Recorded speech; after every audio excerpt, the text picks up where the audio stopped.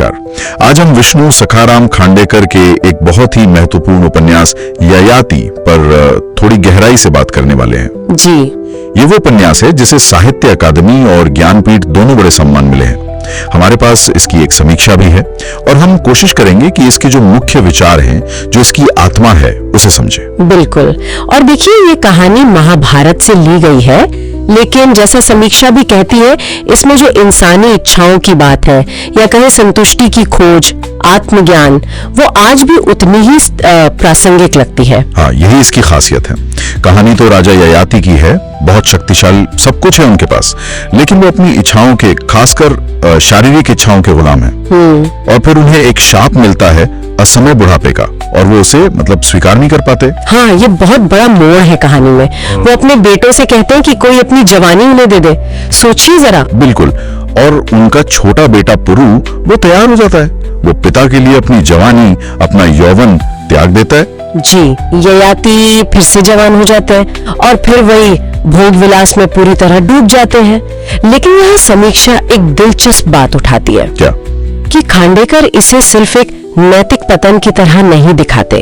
ये एक तरह से आज के इंसान की जो अंतहीन तलाश है ना बाहरी सुखों में, उसकी भी एक झलक है इसमें। वो खालीपन भरने की कोशिश। ये बात तो है, ये सिर्फ एक राजा की कहानी नहीं रह जाती फिर।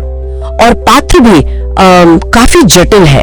ययाति खुद, जो पहले लालसा और फिर बाद में पछतावा, उसका प्रतीक है। और उनकी पत्नियां भी, देवयानी और शर्मिष्ठा, उनके अपने संघर्ष हैं, अपनी महत्वाकांक्षाएं हैं।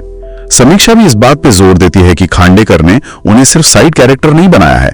अच्छा, उनके बारे में क्या खास है? उनके आपसी रिश्ते, उनकी जलन, उनका दर्द, और उस समाज में, उस समय में एक स्त्री होने का क्या मतलब था? खांडेकर ने उसे बहुत संवेदनशीलता से दिखाया है। समीक्षा इसकी काफी तारीफ करती है। और पुरु, वो तो त्याग और कर्तव्य का प्रतीक है। हाँ बिल्कुल, एक आदर्श की तरह।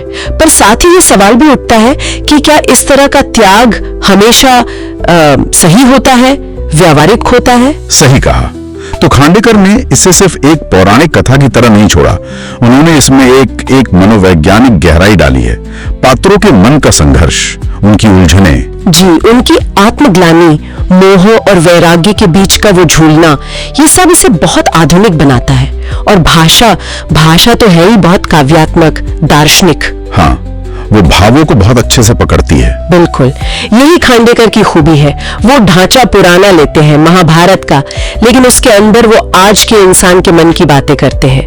और वो जो ययाति को आखिर में ज्ञान होता है, हाँ, वो प्रसिद्ध पंक्ति, ये इच्छाओं की पूर्ति से कभी तृप्ति नहीं होती, बल्कि वे घी डालने से और बढ़ती है।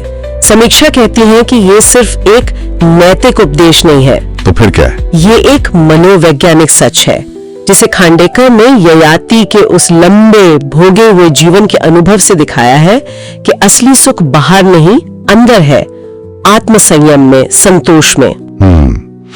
तो इस पूरी बातचीत का सार देखें तो ये ययाति सिर्फ एक पुरानी कहानी नहीं है। ये समय से परे है। हाँ बिल्कुल। ये मानवीय इच्छाओं पर, रिश्तों पर, त्याग पर, और सबसे जरूरी, खुद को समझने की यात्रा पर एक गहरी टिप्पणी है। समीक्षा भी इसे शायद यही मानती है कि ये पाठक को सोचने पर मजबूर करती है। सही कहा।